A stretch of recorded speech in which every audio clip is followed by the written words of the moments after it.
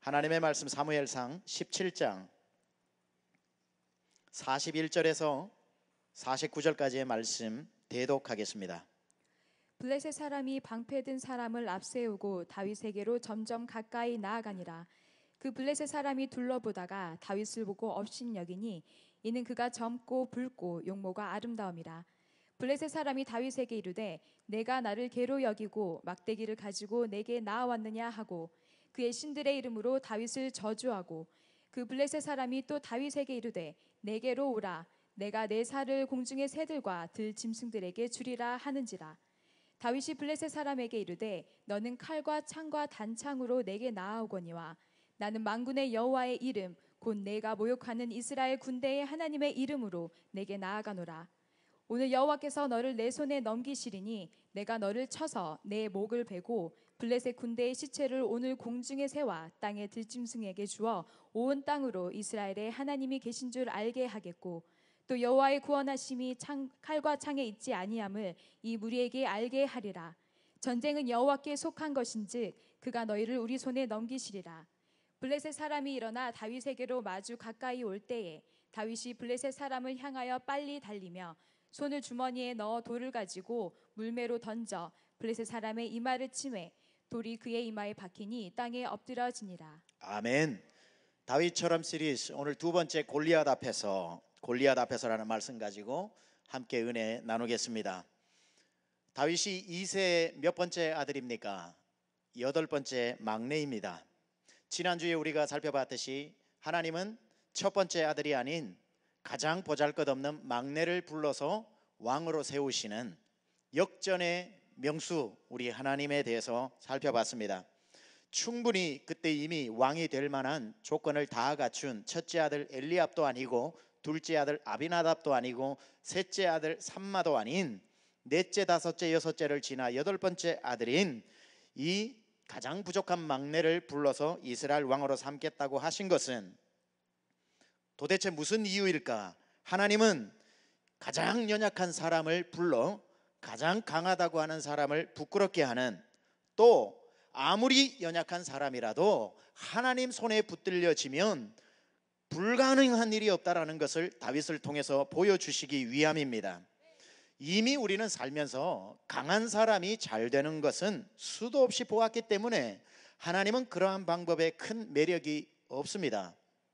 지난주에 말씀드렸다시피 길가에 고장난 자전거 한 대 손잡이 안장 떼서 붙여놓고 황소머리라고 피카소가 하나 만들어 놓았더니만 그것이 293억에 팔렸던 것처럼 길가에 고장나 아무것도 앞으로도 뒤로도 갈 수 없는 고장난 인생 같은 우리에게 하나님 찾아오셔서 우리를 다시 고쳐 쓰시마 하시고 우리에게 구원 주시고 하나님이 붙들어 사용하실 때에는 우리는 값으로 매길 수 없는 명품이 되어 하나님 앞에 쓰임받을 수 있다라고 했습니다. 따라서 우리 하나님은 고쳐 쓰시는데 달인이시다. 그것이 우리 하나님의 전공이다 라고 함께 살펴보았습니다. 막내를 불러내시는 것이 지난번의 이야기였다면 이번 주는 하나님이 다시 한 번 더 다윗을 부르는 세컨드 콜링이 있습니다. 8 아들 중에서 막내를 불러내셨다면 이제 하나님은 다시 그 막내를 정말 시퍼런 피가 낭자하는 총알이 빗발치는 할 뻔했네요. 제가 그때는 총알이 없었는데 전쟁터로 불러내시는, 왕으로 기름 부어서 세운 그 막내 아들을 이제는 전쟁에도 나갈 수 없는 나이임에도 불구하고 전쟁터로 불러내시는 반전의 드라마가 오늘 저와 여러분이 읽은 본문의 이야기입니다. 그가 전쟁터에 나왔을 때에 자기의 형제들을 비롯해서 이스라엘 군대도 다 다윗을 보고 비웃었고,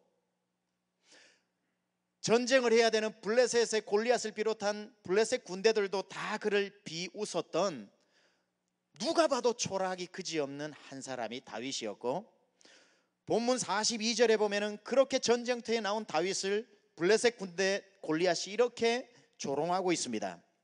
그 블레셋 사람이 둘러보다가 다윗을 보고 업신여기니 그가 젊고 붉고 용모가 아름다움이라. 무슨 뜻이죠? 아직 소년이다 이 말입니다. 골리앗을 죽일 만한 골리앗보다 키가 더 큰 장수를 이스라엘에서 뽑아내어서 골리앗을 죽였다라고 한다면 특이할 것도 없고 대단할 것도 없어서 성경에 기록될 일도 없었겠지만, 도저히 상식적으로 납득이 되지 않는 아직 그 나이와 용모에 있어서 한 명이라도 전쟁이 났을 때 더 데리고 가야 되는 급박한 상황인 이스라엘의 상황을 고려해서 최대한 남자 비스무리하게 생겼으면 다 전쟁터에 끌고 나가야 마땅함에도 불구하고 그 자격 조건에도 들지 못한 아직 다윗을 전쟁터에 억지로 오게 하여 그 연약하되 연약한 사람을 통해 그 누구도 이길 수 없었던 골리앗을 대항해서 싸우게 하시는 장면이 오늘 본문에 나타난 것이고, 그렇게 완전한 반전으로 가장 연약한 사람이 가장 강한 사람을 죽이게 하신 이유는 하나님이 아니고는 이 일이 절대로 이루어질 수 없다라는 하나님이 어떤 분인가를 이 이야기를 통해서 우리에게 보여주시기 위함입니다.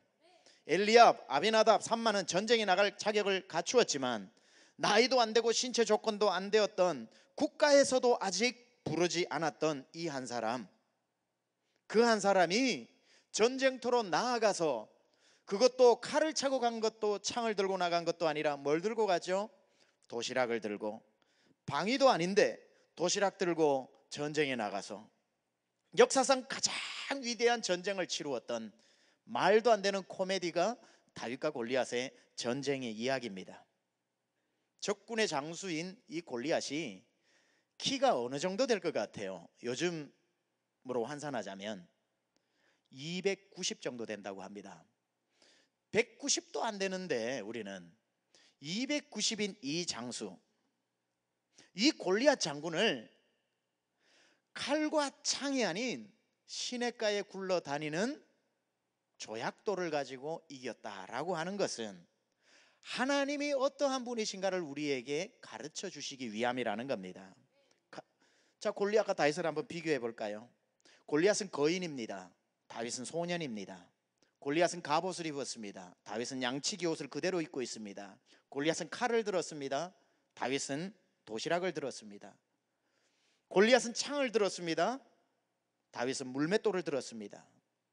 개그 콘서트가 아니고는 이런 전쟁 어디에서도 만나볼 수 없습니다. 가장 작은 막내, 전쟁에 나갈 자격도 갖추지 못한 사람을 등장시켜 전쟁에서는 차마 부끄러워 사용할 수 없는 물매를 가지고 창을 든 골리앗을 이겼다라고 하는 것은 하나님이 우리에게 주시고자 하는 분명한 메시지가 있다는 거죠. 그 메시지가 무엇입니까? 아무리 연약한 사람이라도 하나님이 함께 하시면 못할 일이 없다라는 것을 보여주시는 겁니다. All things are possible in Christ who gives us strength. 우리에게 능력 주시는 자 안에서 그분만 있으면 모든 것이 가능하다는 거지요. 오늘 본문이 주는 말씀은 아무리 연약한 사람이라도 하나님이 그 사람 붙잡아 주시면 길가에 굴러다니는 돌멩이 같은 인생, 날아가는 짱돌 같은 인생이라도 하나님 손에 붙들리기만 하면 제 아무리 골리앗 같은 세상, 골리앗 같은 사람, 골리앗 같은 장애물이라고 할지라도 넘어설 수 있고 이길 수 있다라는 것을 하나님이 우리에게 말씀하고 있는 것입니다. 다윗은 물맷돌을 들었지만 그 순간 하나님은 물맷돌같이 연약한 다윗을 찾고 계시는 겁니다. 다윗이 물맷돌을 던지는 순간 하나님은 다윗을 집어 던지신 거예요. 그러니 그 물매가 골리앗의 이마에 가서 정통으로 맞는 것은 다윗의 실력이 아니라 다윗을 집어 던지는 하나님의 실력이 아니겠냐 이 말입니다. 우리가 하나님 손에 붙들리면 우리 손에 있는 아무리 작은 거라도 하나님이 집어 던질 때는 골리앗 같은 세상 능히 이길 줄로 믿습니다.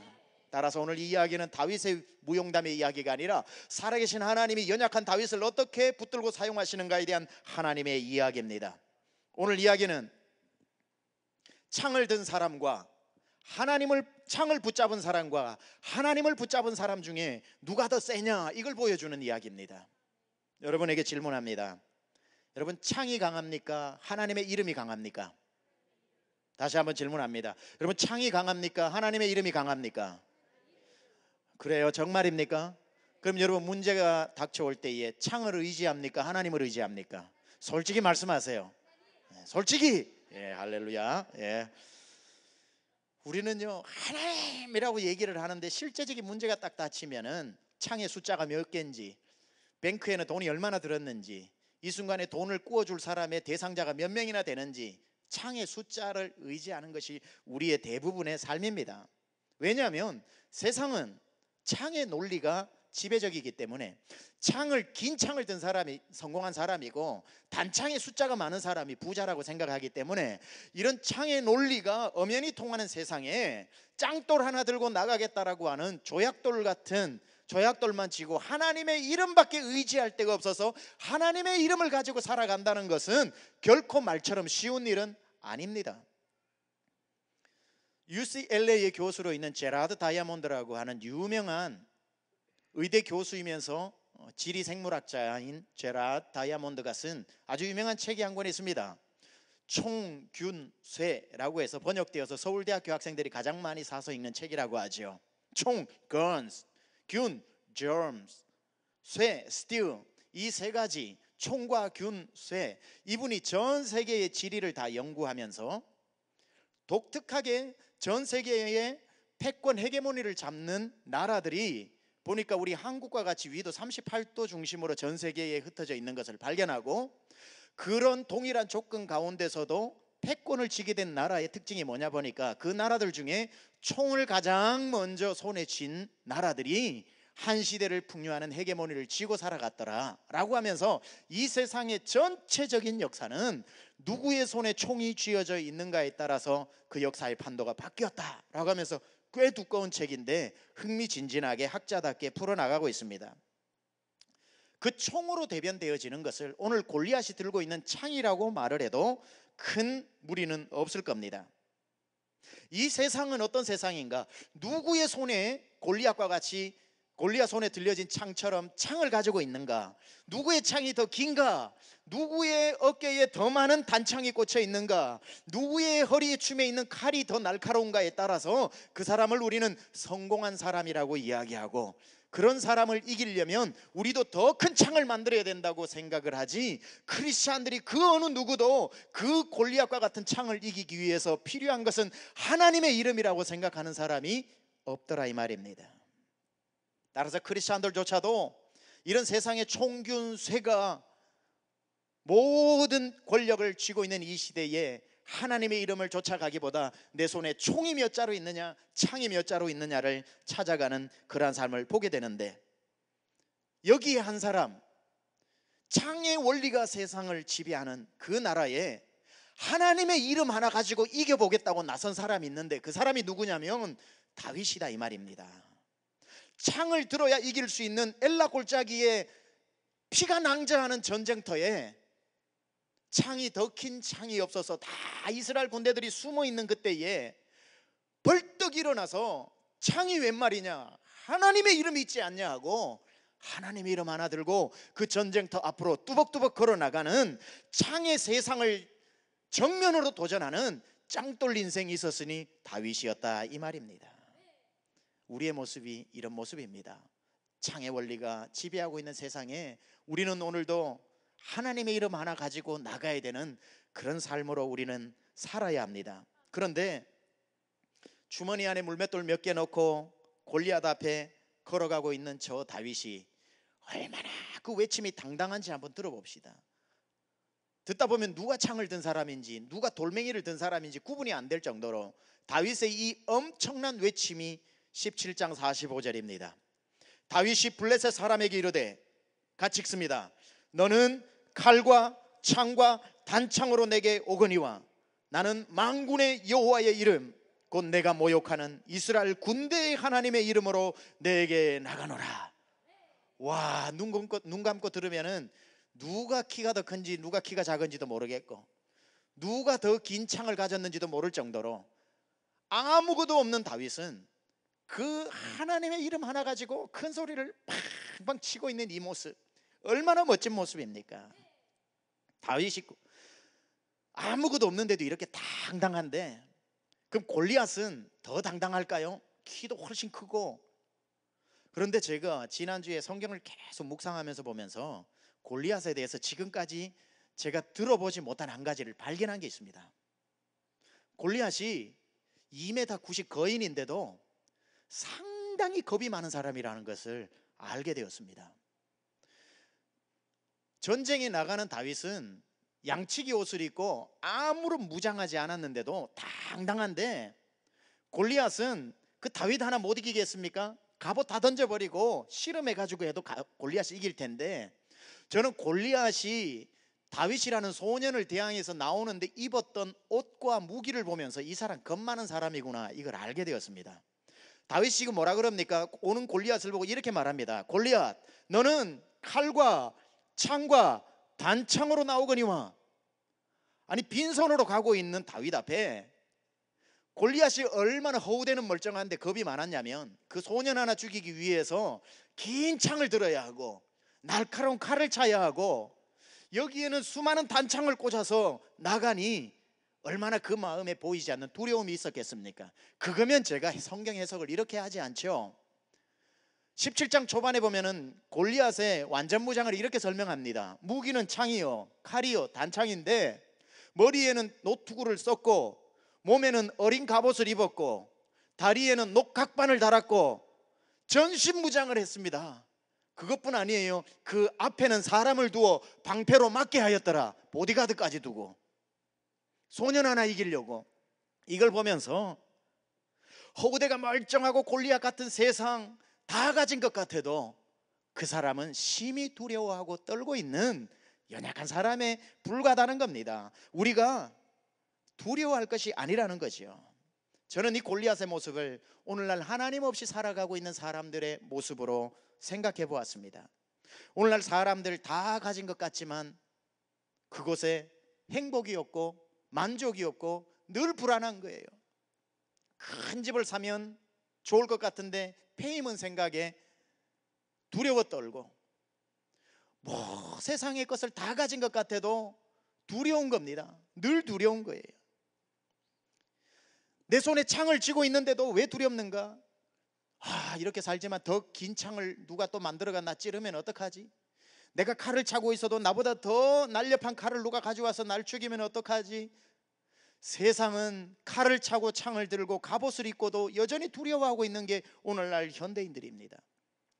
저는 모든 것을 갖추었지만 떨고 있는 이 골리앗을 바라보면서 예전에 읽었던 조지 프레이즈라고 하는 문화인류학자가 쓴 황금가지라는 책에 나오는 숲속의 한 임금의 왕의 모습이 떠올랐습니다. 그 책에 나오는 숲속에 살고 있는 그 왕은 이런 모습으로 등장을 합니다. 칼을 들고 몇 날 며칠 잠을 못 잔 듯이 벌건 눈을 가지고 주위를 아주 초조하고 불안한 마음으로 두리번거리면서 숲속을 배회하고 있습니다. 아니, 왕이면 그 숲속을 지배하는 진짜 제왕인데 왜 그렇게 두려워하고 있을까? 그 숲에는 그 숲만에 가지고 있는 법이 있었습니다. 어떤 법이었냐면은 그 숲에 살고 있는 누구든지 지금 왕을 칼로 죽이고 죽인 그 사람은 그날부터 왕이 된다라고 하는 그런 법이 있는 겁니다. 따라서 왕이 되었지만 언제 자기에게 와서 더 긴 칼을 가지고 자기를 죽이고 왕이 될 사람이 있는지 모르기에 왕이 되어도 만족이 없고 여전히 불안에 떨고 있고, 숲속에 살고 있었던 사람들은 왕이 되고자 숲을 뒤에 숨어서 칼날을 갈면서 왕을 죽이기 위해서 호시탐탐 노리고 있는 것이 그 숲속에서 일어나고 있는 일이었습니다. 골리앗의 모습, 그 왕의 모습, 아니 세상에 성공한 사람들의, 하나님 없이 살아가는 사람들의 모습이 이 숲속의 왕과 같지 않은가? 제왕의 권한을 가졌으나 언제 누군가가 나보다 더 나은 사람이 와서 나를 죽일지 모르고, 회사에서 높은 자리에 올랐으나 언제 정리해고될지 모르고, 세계 최대의 기업인 애플 기업을 이루었으나 언제 삼성이 집어먹을지 모르고, 삼성은 또 언제 더 올라오는 중국 때문에 늘 스트레스를 받고, 모든 창을 가졌으나 더 긴 창을 가진 사람들이 등장해서 하루도 편한 날로 잠들지 못하는 현대인들의 모습, 창의 논리를 가지고 살아가는 이 세상의 모습이 아니겠는가? 언뜻 보기에 꼭 골리앗 같은 사람이 성공한 처럼 보입니다. 골리앗은 투구를 썼습니다. 오늘날 우리 현대인들은 뭘 쓰려고 합니까? 대학 가서 학사모, 대학원 가서 석사모, 박사에서 박사모 투구처럼 쓰고 다녀야 그게 성공한 사람이라고 생각합니다. 골리앗이 어린 갑옷을 입었었습니다. 요즘은 뭘 입어야 성공하다고 합니까? 다 명품 옷을 입어야 이게 성공했다고 생각하니 그것으로 명품 옷으로 나를 가려보지만 그 안에 있는 공허함은 가릴 수가 없는 거지. 녹각반을 다리에 찼습니다. 최고 좋은 구두를 신고 거리를 나서면서 빼딱구두로 다녀보지만 언제 그거 가지고 나를 누군가에게 자랑할 수 없는, 골리앗 앞에 방패를 든 보디가드를 두었습니다. 출세해서 부자가 되고 나면 그 재산 빼앗길까 봐 걸어다니는데 3명 4명씩 보디가드를 차고 다니는 사람이 이 세상에 많습니다.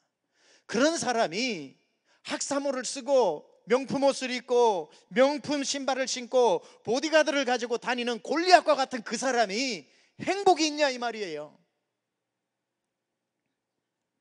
여전히 불안해하고 있는데 그 골리앗 앞에 아무것도 가지지 않은 한 소년 다윗의 모습은 왜 그렇게 여유가 있는지 모릅니다.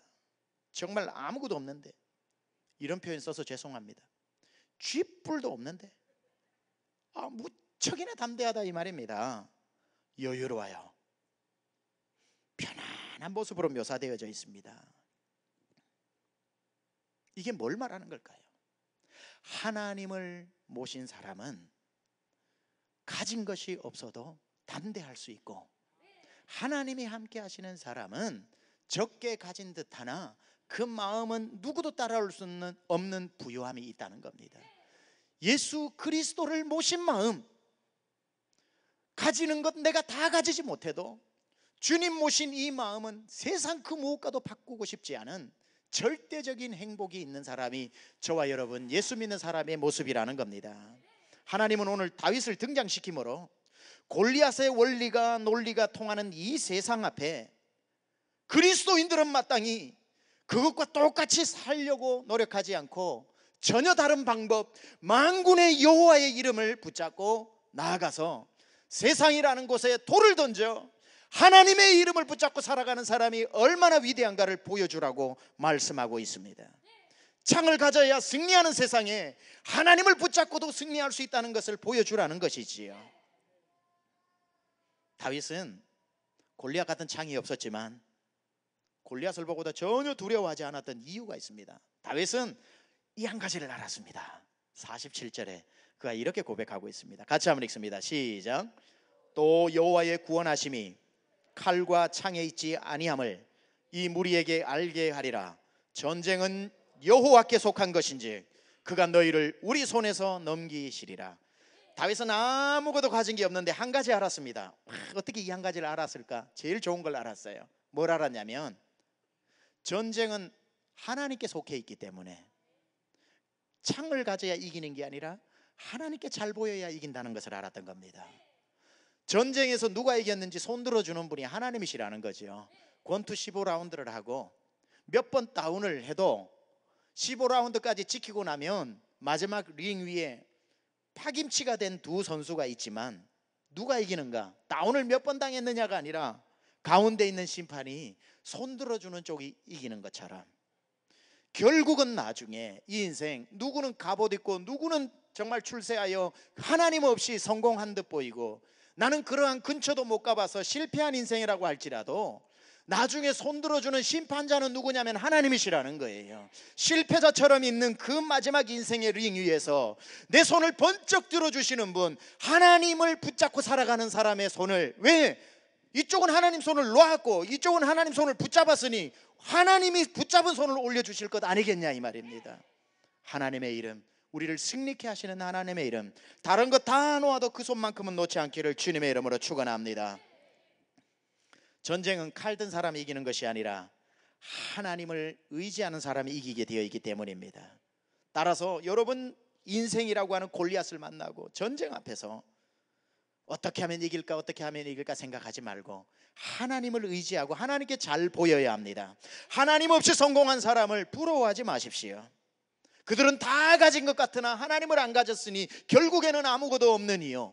우리는 아무것도 없는 사람 같으나 하나님이 있으니 결국은 다 가진 사람입니다. 전신무장을 한 골리앗을 보니까 참, 제가 이 신방을 가봤습니다. 엘라 골짜기로 가보니까 골리앗하고 다윗하고 완전히 반대입니다. 멀리서 보니까 골리앗은 290, 투구, 갑옷, 녹각반, 방패, 창, 단창, 와 기가 막힌데, 제가 거기 가까이 가보니까 골리앗이 두려워하는 사람이라고 그랬잖아요. 멀리서 보면 표가 안 나는데 가까이 가보니까 다리가 이렇습니다. 다리가 떨고 있어요. 두려움으로 떨고 있어요. 마치 호숫가에 평화롭게 걷고 헤엄치고 있는 오리 밑에 다리가 막 이렇듯이 골리앗은 심히 떨고 있습니다. 반대편 다윗을 봤더니만 다윗의 다리는 좀 다르게 떨고 있어요. 어떻게 떨고 있냐면 이렇게 떨고 있어요. 이렇게. 여러분, 이 다리하고 이 다리는 상당히 차이가 있는 겁니다. 한쪽은 두려워 떨고 한쪽은 만만해서 떨고 있는 겁니다. 아무것도 가지지 않았지만 하나님을 붙잡은 사람은 이렇게 세상을 향해 떨 것이고, 다 가졌으나 하나님이 없는 사람은 채울 수 없는 그 두려움 때문에 이렇게 떨고 있을 것입니다. 지금 여러분의 다리는 어떻게 떨고 있습니까? 다윗이 왜 담대했는 줄 아세요? 잃을 것이 없었기 때문입니다. 여러분, 적게 가진 사람은 참 편안합니다. 그리고 우리 불난 최용진 집사님 부부 끄덕끄덕하고 계시네요. 아주. 여러분, 새로 좋은 거 있으면은 안 좋은 거는 저 집 불나가지고 싹 다 이제 타고 물에 다 잠겼거든요. 그래서 어제 이사했습니다. 아무것도 없어요. 여러분, 두 분 한번 일어나 보세요. 아무것도 없는 분 한번 일어나 보세요. 두 분. 예. 자, 일어나 보세요. 예. 힘내라고 박수로 격려 한번 하십시오. 이제 이사는 했는데 뭘 좀 채워야 되는데, 평소에 처분하고 싶었는데 안 쓰는 거 뭐 그런 거 주시지 말고, 그럼 짐 됩니다. 좋은 건데 안 쓰는 거, 그런 거 있으면 좀 주세요. 그릇도 주시고. 그래서 우리 믿음 안에서 어려운 일 당했을 때 참, 근데 저분들은 불났는 날 저녁에 딱 전화를 해보니까 뭐 하나님께 벌써 감사하더라고요. 가진 것도 없는데 하나님 싹 태워버리셔가지고 하나님 더 좋은 거 주시겠죠 하는 그 마음에, 와, 제가 얼마나 마음에 참 슬픈데도 기쁨이 나오더라고요. 그럼 많이 가지지 않은 사람은 잃을 것도 없기 때문에 담대합니다. 많이 가진 사람은 잃을 것 때문에 두려워서 사는 겁니다. 유명한 플라톤이라고 하는 철학자가 가장 어떤 사람이 행복한가 몇 가지를 이렇게 설명하고 있더라고요. 먹고 입기에 조금은 부족한 재산을 가진 사람. 두 번째, 모든 사람이 칭찬하기에는 약간 부족한 외모를 가진 사람. 자신이 생각하는 것에 반밖에 인정받지 못하는 명예를 가진 사람. 남과 겨루어 한 사람과는 이기고 두 사람하고 싸워서는 질만한 체력을 가진 사람. 연설을 했을 때 절반만 박수 쳐주는 말솜씨를 가진 사람. 이런 사람이 가장 행복한 사람이래요. 다 가진 사람보다. 왜 그럴까 봤더니만, 먹고 살기에 조금 부족한 재산을 가진 사람이 다 가진 사람보다 왜 행복한가? 제가 생각해 봤어요. 플라톤이 설명을 안 해놨더라고요. 그 말이 맞아요. 왜냐하면 부족한 것을 가지고 사는 사람은 모든 게 귀합니다. 내 손에 있는 게 다 귀해요. 그래서 그 사람이 훨씬, 다 가진 사람은 귀한 게 없어요. 감사가 없어요. 없으면 치워버리고 또 사지. 모든 삶이 그래요. 그러니까 오히려 부족하면 다 감사. 그 사람이 감사한 사람이 행복한 사람 아닙니까? 그리고 모든 사람이 칭찬하기에는 약간 부족한 외모, 대부분 해당되시죠? 왜 이게 감사한가 봤더니만, 내가 좀 부족하다는 거, 외모가 좀 딸린다는 걸 알면 내 옆에 있어주는 사람이 다 고마운 사람인 거예요. 아이고, 나 같은 사람하고 살아주는 이 남편이 고맙고, 나 같은 사람하고 살아주는 이 와이프가 고맙고, 나 같은 사람을 엄마하고 띄우는 애들이 고맙고, 집사님하고 이렇게 손잡아주는 성도님들이 고맙고, 내가 부족한 줄 알면 옆에 있어주는 사람이 다 고마운 거예요. 그 사람이 행복한 사람이라는 겁니다. 자신이 생각하는 것보다 절반에 미치지 못하는 명예를 가진 사람이 왜 행복할까? 유명해지면요, 가는 데마다 아는 사람이 있어가지고 사는 게 정말 힘듭니다. 근데 절반밖에 모르면 어디 저 교회로 나가서 커피 한 잔 마셔도 아무도 아는 사람이 없이 삶의 여유를 누릴 줄 아는 절반만 가진 명예, 그 사람이 훨씬 행복한 사람입니다. 싸워서 한 사람에게는 이기고 두 사람에게 지는 정도의 체력을 가진 사람은 다 싸워버리면, 다 이겨버리면 다 적입니다. 연약하면 날 돕겠다고 옆에 사람들이 친구로 다가오게 되어 있습니다. 연약한 것 때문에, 여러분이 덜 가졌기 때문에 오히려 지금 여러분 옆에는 좋은 사람이 더 많이 있을 수 있다는 거죠. 연설을 해서 절반만 박수를 쳐주는 사람이 왜 행복한 사람인가? 다 박수를 쳤다는 것은 사람에게 잘 보이기 위해서 연설했다는 것이고, 한 사람도 박수를 안 쳤다는 것은 연설이 꽝이었다는 뜻인데, 절반만 쳤다라는 것은 내가 전하는 논지가 분명했기 때문에 호불호가 분명해서 나를 좋아하는 사람이 있고 내 의견이 전달이 정확했기 때문에 반대하는 사람도 있는데, 돌아보니 절반을 박수 쳤다는 사람은 진짜로 나에게 박수를 쳐주는 좋은 사람이라는 그런 뜻이기 때문에 말솜씨가 어느래도 우리는 그 부족함 때문에 감사할 수 있는 것. 어디 이게 플라톤에만 적용되는 말이겠습니까? 우리가 골리앗처럼 다 가지지 않고 다윗처럼 주머니에 짱돌 몇 개 있어도 이 부족한 사람 다윗은 잃을 게 없고 오로지 내 손에 여호와 하나님의 이름만 있기 때문에 세상을 향해서 담대한 것입니다. 잃을 것 없이 하나님의 이름만 가진 사람은 행복할 수 있는 사람입니다. 그래서 우리 그리스도인들을 일컬어서 이렇게 성경에는 기가 막히게 표현했습니다. 고린도서 6장 9절 10절에 보니까 우리란 세상을 향해 어떤 사람인가? 무명한 자 같으나 유명한 자요, 죽은 자 같으나 보라 우리가 살아있고, 징계를 받는 자 같으나 죽임을 당하지 아니하고, 근심하는 자 같으나 항상 기뻐하고, 가난한 자 같으나 많은 사람을 부유하게 하고, 아무것도 없는 자 같으나 모든 것을 가진 자로다. 딱 보니 다윗이 뭐 아무것도 안 가지고 있어. 골리앗은 다 가지고 있어. 우리 생각에는 다 가진 골리앗이 행복하겠구나 했는데 가보니까 두려워, 무서워. 무섭겠구나 하는 다윗한테 가보니까 연약한 것 같으나 그 속을 보니 심히 강하고, 아무것도 없는 가난한 자 같으나 하나님 때문에 모든 것을 가지고, 전쟁에서 이길까 근심하는 자 같으나 너무 기뻐하고 있더라, 이 말이에요. 사람들이 저와 여러분을 볼 때에 여러분의 겉모습이 아니라 하나님 때문에 기뻐하는 여러분의 속에 있는 그 빼앗길 수 없는 기쁨, 고난 중에 찬송, 근심 중에 기도, 환난 중에 기쁨, 가난 중에 풍요, 연약함 중에 강함, 지혜가 부족한 속에 하나님의 강력한 지혜, 이러한 것이 우리 속에 있어야 하는 것입니다. 그러니 우리가 딱 볼 때는 다윗은 춤을 춰야 돼, 골리앗은 춤을 춰야 돼. 왜? 다 가졌으니까. 다윗은 춤을 추는 게 아니라 두렵고 떨어야 되는데, 춤춰야 할 골리앗은 떨고 있고 떨어야 할 다윗은 춤추고 있습니다. 자, 그렇다면 왜 골리앗은 떨었을까? 다윗을 보고 떨었거든요. 그러면 다윗은 왜 골리앗을 보고 신받다 했을까요? 하나님의 능력을 붙잡고 있으면 뭐가 바뀌냐면 우리가 세상을 보는 눈이 바뀝니다.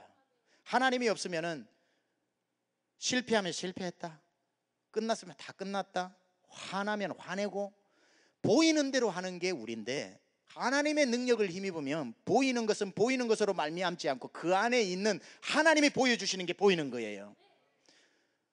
자, 제가 골리앗의 마음이 되어봤습니다. 하나님 없이 그가 왜 떨었을까? 블레셋의 모든 기대를 안고 그가 장수로 나가서 다윗을 이겨야 됩니다. 다윗한테 져버리면 이 창피도 그런 창피가 없어요. 그런데 문제는 뭡니까? 다윗이 너무 작다는 겁니다. 너무 작아서 도저히 맞출 수가 없어. 저걸 창을 던져가지고 맞출까, 단창을 던져서 맞출까? 좀 큰 놈으로 내보내지. 저렇게 작은 애를 내가지고 저거는 웬만한 솜씨가 아니고는 맞을 수가 없어. 우리는 다윗이 작아서 문제라고 생각했는데 골리앗은 너무 작아가지고 당황스러웠던 것입니다. 반대로 가볼까요? 제가 한두 번 말씀드렸다시피 다윗은, 다른 사람은 참 무서워서 골리앗이 너무 커가지고 무서워서 숨었는데 다윗은 보니까 할렐루야, 엄청나게 크거든요. 저거는 눈 감고 던져도 맞겠다. 저거는 목표물이 너무 크니까 자신감 있게 나가는 거죠. 우리가 생각할 때는 다윗이 적어서 문제고 골리앗이 커서 문제라고 생각했는데, 다윗은 크니까 할렐루야, 골리앗은 너무 작아서 이거 큰일 났다. 무슨 문제입니까? 하나님이 함께 하실 때에 다윗은 이스라엘 전체 군대가 보지 못했던 그 눈을 가지고 큰 문제도 오히려 크기 때문에 하나님도 잘 보시겠구나. 여러분, 너무 작은 문제면요 하나님도 바쁘셔서 물론 모르시지는 않겠지만 네가 알아서 해결하라 할 수도 있겠지만, 큰 문제는 너무 크니까 하나님도 보이고 목사도 보이고 여러분 성도도 보여가지고 집중적으로 기도해가지고 해결해버리는 거예요. 커서 나쁜 것도 없다 이거예요. 왜? 하나님의 눈으로 바라볼 때에 골리앗이 큰 걸 보고 저거 눈 감고 던져도 맞는다는 거지요. 뭐죠? 하나님을 의지하면 뭐가 바뀌어요? 보는 눈이 바뀌는 겁니다. 진짜 무서운 사람은 하나님의 눈으로 세상을 볼 줄 아는 사람입니다. 그래서 똑같은 걸 똑같게 안 보고 똑같은 것 안에 진짜 배기를 볼 줄 아는 사람, 이런 사람입니다. 불행한 일을 만났을 때 불행한 걸 그대로 보는 사람은 하나님 없는 사람. 하나님 있는 사람은 불행함이 있는데 불행함 속에 하나님 감추어 놓은 행복을 볼 줄 아는 사람, 슬픔 속에 하나님 감추어 놓은 예기치 않은 기쁨을 볼 줄 아는 사람, 미운 사람이 내 앞에 서 있는데 미운 대로 보지 아니하고 그 사람 속에 아름다움을 볼 줄 아는 사람, 다른 눈을 가진 사람, 이런 사람은 세상이 감당치 못할 사람입니다. 어떤 사람? 개인적으로 슬플 때 슬퍼하지 않고 슬플 때 찬송해버리는 사람, 큰 골리앗을 보고 골리앗으로 보지 않고 할렐루야 생각했던 것처럼 슬픔을 슬픔으로 보지 않고 슬픔 가운데 찬송하는 사람을 누가 이길 수 있습니까? 화날 때에 화내는 사람 누구든지 할 수 있지만 화날 때에 화내지 아니하고 오히려 웃어주는 사람, 이 사람을 사탄이 얼마나 가슴을 쓸어내리면서 놀래겠습니까? 여러분, 사탄이 여러분에게 왜 근심을 줬나요? 근심하라고. 그러면 근심을 줬을 때 근심하면 사탄은 춤을 춥니다. 그런데 근심하라고 근심을 줬는데 근심 중에 찬송해버리면 사탄이 무서워가지고 가슴을 쓸어내리는 거예요. 여러분, 이런 사람 보셨습니까? 정말 여러분에게 화났을 때에 막 무서운 얼굴을 하고 여러분한테 할 때에 그 사람 별로 안 무섭습니다. 진짜 무서운 사람은 화내야 될 때 웃는 사람. 이러고 있으면 섬찟한 거예요. 화내야 되는데 웃어버리니까. 사탄이 섬찟한 게 어떨 때인 줄 아세요? 그래, 네가 슬픔 가운데서 살아가라고 슬픔을 던져줬는데, 슬퍼하면은 그럴 줄 알았다 하는데 슬픔 가운데 찬송을 하고 있으면 사탄은 너무 무서운 거예요. 그게 섬뜩할 정도로 가슴을 쓸어내리는 거죠. 가난하라고 가난을 줬는데, 우리 믿음의 사람은 가난을 탓하지 않고 가난 속에서 더 풍요하게 사람에게 오히려 나누어 주고 있으니까, 아니 이런 사람이 다 있냐고 반전 있는 사람을 보고 가슴을 쓸어내리면서 사탄이 두려워 떤다 이 말. 화낼 때 화내는 사람 무섭지 않습니다. 슬플 때 슬퍼하는 사람 평범한 사람입니다. 믿음의 사람은 골리앗 안에서도 와 하나님 잘 맞추라고 크게 만들었구나 하는 것처럼, 어떤 슬픔 가운데 근심의 골리앗 앞에서도 하나님의 진짜 뜻을 알아서 슬픔 가운데 찬송하는 사람, 눈물 가운데 기도하는 사람, 가난할 때 더 부유하게 돕는 사람, 미운 사람을 사랑으로 역공할 때에 사랑이 모든 것을 이길 수 있는 겁니다. 그런 차원에서 다윗은 우리가 생각하는 대로 반응하는 사람이 아니라 반전이 있는 사람이었습니다. 항상 사람들이 예상을 깨버린 거죠. 시편 40편 가면 이런 얘기가 나옵니다. 사탄이 다윗을 기가 막힌 웅덩이에 빠뜨려 버렸습니다. 웅덩이에 들어가면 뭘 해야 됩니까? 원망해야 되는 거죠. 사탄이 원망하라고 기가 막힌 웅덩이에 빠뜨렸습니다. 그런데 다윗은 사탄이 생각하는 반응대로 반응하지 않고 어떻게 했습니까? 3절에 이렇게 말합니다. 새 노래 곧 하나님께 올릴 찬송을 내 입에 주셨으니 사람들이 이를 보고 두려워하여 하나님을 더욱 의지하리로다. 구덩이에 빠져서 원망을 하면 사탄은 좋아할 텐데 원망해야 되는 상황인데 찬송해버리니까 사탄이 두려워 떨 뿐 아니라 그것을 바라보고 있는 사람들이 뭐라고 생각합니까? 아니 구덩이에서 찬송하다니 참 다윗 대단하구나, 그걸 넘어서서 다윗이 믿는 하나님이 정말 대단하구나 경이 감탄하면서 두려움이 일기 시작하면서 저 하나님 나도 믿어야 되겠다. 새 노래 곧 내 입에 새 찬송을 하나님이 올릴 찬송을 주셨으니 사람들이 보고 어떻게 하나님을 두려워하여 어떻게 해요? 하나님을 의지하리로다. 여러분이 슬픈 가운데 찬송하는 것, 바로 그럴 때에 하나님이 여러분의 모습을 보고 여러분을 칭찬하는 게 아니라 여러분이 믿는 하나님을 향하여 경의와 감탄을 보내면서 하나님 앞으로 돌아온다는 사실입니다. 바울을 가지고 감옥에 넣어버렸더니만 감옥 안에서 하나님 어쩌려고 이러십니까? 제가 자유의 몸으로 복음을 전해도 지금 바쁜 판에 라고 원망하지 않고 감옥 안에 들어가서 반전 있는 남자 바울 찬송했더니 옥문도 견디지 못하고 열리는 겁니다. 여러분, 사탄이 예상하는 반응으로 반응하지 마십시오. 사탄이 그럴 줄 알았다 하는 것으로 여러분 반응을 보이지 마십시오. 완전히 반대로 반응을 보이십시오. 그때 기적이 일어나는 것입니다. 진짜 무서운 사람은 바로 그런 사람입니다. 미운 사람 만났을 때 믿게 대하지 말고 사랑으로 대하면 문제가 해결돼 버립니다. 가난하다고 인색해지지 말고 가난할 때일수록 반전으로 더 베풀어 보세요. 하나님이 그 문을 열어주시는 겁니다. 아플 때일수록 아프다고 하지 말고 찬송을 해버리세요. 아파 죽겠어요 하지 말고 그 남아있는 나머지 힘을 가지고 하나님을 찬송해버리세요. 완전히 사탄이 생각하는 것과 반대로 행동을 해야 되는 겁니다. 아플 때 찬송할 때 찬송이 여러분의 육신을 고쳐내버리는 겁니다. 바쁘다고 기도 시간 줄이지 말고요, 바쁠 때일수록 오히려 더 기도해보세요. 빌 하이블스 목사님이 이런 말을 했습니다. Too busy not to pray 라고 하는 책을 적었습니다. 해석하면 뭡니까? 너무 바빠서 더 기도합니다, 이런 뜻입니다. 여러분, 오늘 스케줄이 일어났을 때 오늘 스케줄이 잼이다, 오늘 기도 못하겠다 라고 하지 마세요. 기도 안 하고 그 스케줄 감당하면 시험 듭니다. 사람 죽입니다. 바쁠 때일수록 기도 더 해야 실수 안 합니다. 종교개혁한 마틴 루터가 무슨 얘기를 한 줄 아십니까? 오늘은 평소보다 매우 바쁜 날이기에 내가 기도 시간을 1시간 더 늘려야겠다, 이렇게 말했습니다. 반전으로 사탄은 바쁜 스케줄을 줘서 여러분의 기도를 뺏어가려고 할 때에 반전으로 역사해야 된다는 거예요. 바쁘기 때문에 더 기도하자, 가난하기 때문에 더 베풀자, 아프기 때문에 더 찬송하자, 믿기 때문에 더 사랑하자. 그랬을 때 기적 역사가 일어나는 겁니다. 예상하는 방식대로 반응하는 것은 골리앗을 보고 두려워 떨고 숨어 있는 게 정상적인 반응 아닙니까? 그게 사탄이 원하는 반응 아닙니까? 그래서 전 이스라엘 군대는 숨어 있었어요, 참호 속에. 반대로 행했던 다윗은 크니까 앞으로 가자라고 가는 그 반전의 모습, 사탄의 예상을 깨버리는 모습, 그곳에서 골리앗이 넘어지고 여러분 앞에 있는 장애가 무너지고 여러분 앞에 문제가 사라지게 되는 겁니다. 똑같게 반응하면 안 됩니다. 예상한 대로 나가서는 안 됩니다. 다윗의 말처럼 너는 칼과 창과 단창으로 나오지만 나는 더 긴 칼로 나간다, 이런 데가 없어요. 너는 칼과 창과 단창으로 나오지만 전혀 다른 것으로 나가야 됩니다. 나는 만군의 여호와의 이름으로 나간다.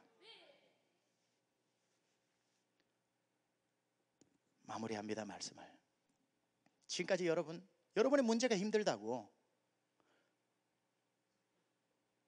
창을 찾아다니고 나 큰일 났다, 창 좀 빌려주세요, 단창 좀 빌려주세요, 그렇게 나가서 안 됩니다. 여러분이 정말 여러분 앞에 지금 있는 골리앗 같은 문제 앞에 진짜 여러분이 지금 챙겨야 될 것은 창이 아니라 내가 하나님을 정말 잘 믿고 있는가, 하나님의 믿음을 점검할 때입니다. 여러분, 오늘 문제를 가지고 하나님 이 문제 좀 해결해 주세요, 이 문제 좀 해결해 주세요, 너무 아파요라고 하기 전에 오늘 하나님 앞에 내가 정말 하나님을 잘 믿고 있는가, 긴 창을 구하기 전에 내 믿음의 키는 크고 있는가. 세상이 여러분을 향해서 전신갑주를 입고 나올 때 여러분은 더 튼튼한 투구를 구하기 위해서 가지 말고 에베소서 6장에 나오는 것처럼 여러분은 그때 하나님이 주시는 구원의 투구, 의의 흉배, 진리의 허리띠, 평안의 복음의 신, 의의 방패, 성령의 검, 곧 하나님의 말씀 가지고 나가는 겁니다. 하나님의 이름을 붙들어야 되는 거예요. 이엔 바운즈 목사님이 유명한 말을 했습니다. 사람은 방법을 찾지만 하나님은 사람을 찾는다 그랬습니다. 어떻게 할까 더 긴 창을 찾는 여러분 문제 해결하려고 하는 동안 하나님은 누가 내 마음에 합한 사람인지를 찾고 계시는 겁니다. 여러분 문제 해결하고 싶으시면은 방법 찾지 말고 하나님하고 더 친해지세요. 지금 이 시간에 하나님하고 더 가까워지시고 믿음을 점검하고 내 구원에는 문제가 없는가? 문제가 닥치고 여러분 경제의 문제, 건강의 문제, 사람들이 애매하게 하면은 믿음 툭 떨어지죠. 떨어지지 마세요. 구원의 투구는 안전한가? 의의 흉배는 튼튼한가? 진리의 말씀을 붙잡고 사는가? 평안의 신발, 평안을 잃어버리지 않았는가? 내 믿음은 견고한가? 성령의 검이 있는가만 점검하시라고요. 여러분 그렇게만 든든하게 하나님하고 관계만 서 있으면 골리앗 같은 문제 넉넉히 이겨내는 것입니다. 느헤미야 8장 10절에 분명히 얘기했습니다. 하나님을 기뻐하는 것이 너희의 힘이다. 힘이 어디서 나와요? 창에서 나오는 게 아니에요. 우리는 하나님을 믿는 믿음에서. 오직 의인은 무엇으로 살리라? 믿음으로 말미암아 살리라. 여러분 믿음 흔들리면 다 끝나는 거예요. 그러나 어떤 골리앗 같은 문제가 있어도 믿음 흔들리지 않으면 승리하는 것입니다. 요한일서 5장 4절에 뭐라고 이야기합니까? 세상을 이기는 이김은 이것이니 곧 우리의 뭐라고요? 믿음이니라. 여러분 문제 앞에 사람 찾아다니고 좀 도와달라고 하기 전에 하나님을 향한 여러분의 믿음이 흔들리지 않는지 점검하시고, 나는 만군의 여호와의 이름이 있음에 나는 두려워하지 않는다고 이 하나님의 이름을 가지고 나가 승리하는 저와 여러분 되실 축원합니다. 우리 자 한번 기도합시다. 오늘 말씀을 가지고 여러분 한번 돌아봅니다. 여러분 앞에 서 있는 지금 골리앗이 뭡니까? 경제 문제인가요? 열리지 않는 사업의 문제입니까? 사람의 문제입니까? 이 험한 세상입니까? 여러분 그거 이겨내려고 똑같은 세상 사람들이 하는 방식으로 모으고 축적하고 없어서 한탄하고 하지 마시고, 이 그러한 사람들이 오늘 생각해야 되는 것이 내가 지금 하나님과 어떤 관계에 있는가? 내가 정말 하나님의 손을 놓치지 않고 붙들고 있는가? 하나님과의 믿음에는 아무 문제가 없는가? 나는 칼과 창과 단창으로 나오지만 나는 만군의 여호와의 이름으로 나간다. 그 만군의 여호와의 이름이 내 손에 있는가? 오늘 이 시간 하나님 앞에 하나님 저의 믿음을, 하나님 아버지 저의 믿음을 오늘 반석 위에 세워 주시옵소서. 하나님 저의 믿음의 크기가 하나님 아버지 골리앗의 창보다도 더 키가 높게 하여 주시고, 하나님 아버지 오늘 아버지 하나님 하나님의 그 향한 믿음이 저에게 다시 한번 견고하게 되게 하여 주옵소서. 기도하며 나가겠습니다. 하나님 아버지 지금 주님 앞에 기도합니다. 하나님을 향한 믿음, 하나님을 향한 바라보는 믿음. 하나님 아버지 오직 의인은 믿음으로 말미암아 살리라. 오직 의인은 믿음으로 말미암아 살리라. 하나님 아버지 이 세상 다 흔들리고 사람들은 아버지 하나님의 주님을 떠나도 칼과 창과 단창은 내게 없거니와 만군의 여호와의 이름, 하나님의 마음에 합한 사람, 그 한 사람을 하나님 찾고 계심을 세상 흔들리고 우리 찬양합니다. 세상 흔들리고 사람들 주변하여도 나는 주를 섬기리. 주님의 사랑은 영원히 변하지 않네. 우리 2절 찬송합니다. 믿음은 늘리고 하나님 저는 절대로 믿음을 잃어버리지 않겠나이다. 그것이 세상을 이기는 힘인 줄로 믿습니다. 주님의 나라는 영원히 쇠하지 않네. 나는 우리 다 함께 일어나서 찬송합니다. 오직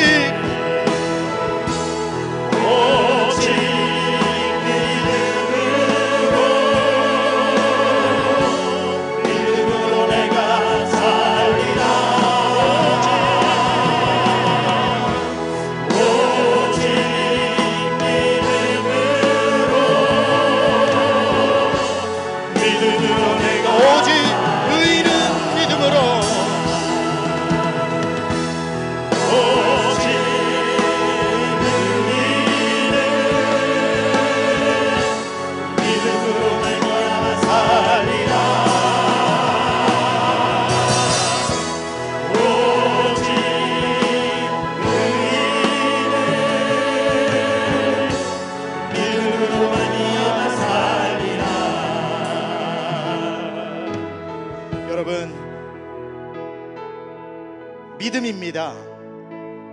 하나님과의 관계입니다.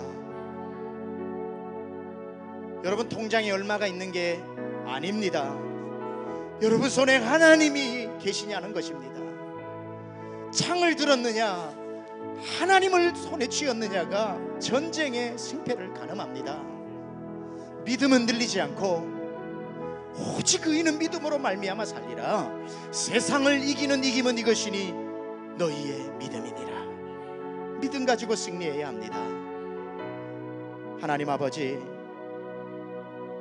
골리앗 같은 문제가 이 문을 열고 나가면 여전히 우리 앞에 버티고 있지만 다윗까지 가진 것 없어도 나는 만군의 여호와의 이름을 의지하며 나간다는 그 믿음 우리 사랑하는 모든 성도들에게 허락하여 주셔서 대저 의인은 믿음으로 말미암아 살리라.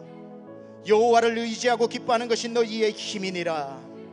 세상을 이기는 이기면 이것이니 곧 너희의 믿음이니라. 절대적으로 하나님을 붙잡고 승리하는 우리 사랑하는 세미양 권속되게 하시고 일주일 삶 동안도 하나님 함께하여 주셔서 찬송, 기쁨, 간증, 은혜, 능력, 성령 충만으로 채워 주시옵소서. 가는 곳마다 복되게 하여 주시고 하늘에 신령한 것 이 땅에 기름진 것으로 먹이고 입혀 주옵소서. 이제는 우리 주 예수 그리스도의 은혜와 하나님 아버지의 놀라우신 사랑하심과 성령님의 감화감동 내주교통 역사하심이 다윗처럼 만군의 여호와의 이름을 가지고 승리하기로 결단하고 다짐하고 은혜 받고 돌아가는 사랑하는 심령들 머리 위에 지금부터 영원토록 함께하옵시기를 간절히 축원하옵나이다. 아멘.